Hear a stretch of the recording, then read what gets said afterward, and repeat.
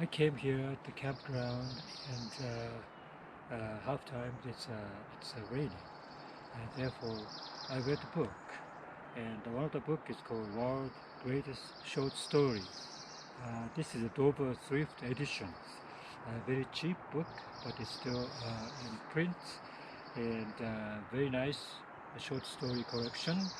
First one of this particular book is Herman Melville, and it's called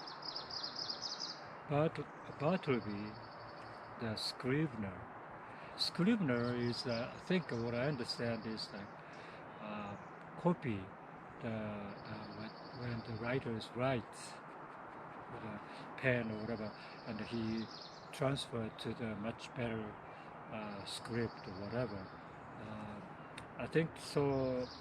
Herman Melville, um, this particular fiction was written 1853, and he had this already kind of established himself as a writer because he wrote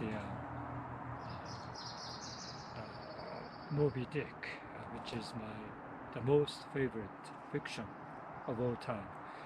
And so he had a very successful life, and he had office, and he had 3 or 4 people working for him. And one of them, Scrivener, Bartleby. Bartleby came and kind of a mysterious, unknown character who very taciturn, and he sometimes would not listen to Melville's order to do a chores or whatever, but he respected him as a very studious and very dedicated worker, and he works from morning to evening, set time, and he is there, always there. He doesn't go anywhere else. And so he kind of trusted him, and he liked him. He seems to be a very, very good person. But after a while, I think this particular person, Bartleby, is a little bit stubborn, a little bit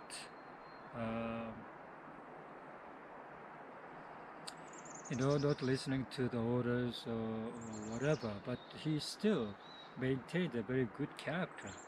So Melville start to ask questions, and why you're behaving like that, and why you're not doing the things I told you to do, whatever. But he would not answer. He rather not answer, he said. And so he's a mysterious character all through. And so this is about, how many pages? It's about 30 pages, I would say. About 30 pages of short fiction. And when I was reading, I felt, wow, Melville is still a very passionate, compassionate person to this guy, and trying to help him as much as possible. And but toward the end, he couldn't handle anymore, and he just left alone. He tried to move him, tried to dismiss him, but he would not go. He said he rather not go. And so he stayed there, and he eats and sleeps there too, in the office. And so he's a very, I would say, probably psychologically a little bit damaged. Because of that, I think Herman Melville noticed it, and he tried to help him as much as possible. but toward the end, he has to leave, and also he has to leave by force, by police, and he was put in a prison. And but this particular prison, they tried to treat him very, very nicely because he didn't do anything bad, you know. So, but he started to refuse to eat, and probably he exhausts himself by fasting, and that's what it is about this particular story. And so I thought, hmm, yeah, I think the reason why Herman Melville liked him is just he identified him as himself. You know, uh, he felt like they are the similar kind. So they love independence, and they love their this I don't know doing alone, solo, and yeah. So he has a tremendous compassion toward him, but you know, eventually it didn't work out, and it is kind of a sad ending. However, it is very again, you know, the Moby Dick. The reason I liked Moby Dick is like a very, I think, the point of view of the man, point of view of my admired this adventurist, or somebody who think something right, and you just go through that, and there's no much relationship related story here, but very moving. I would say moving from the page 1 to the page 30, a very moving storytelling. And so I recommend tremendously. And this particular book, it has a lot of other book.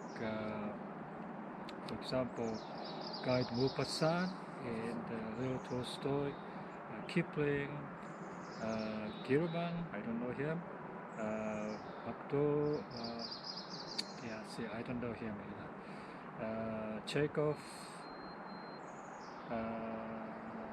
Thomas Mann, Lawrence, D.H. Lawrence, James Joyce, and so forth. It's a very famous writer.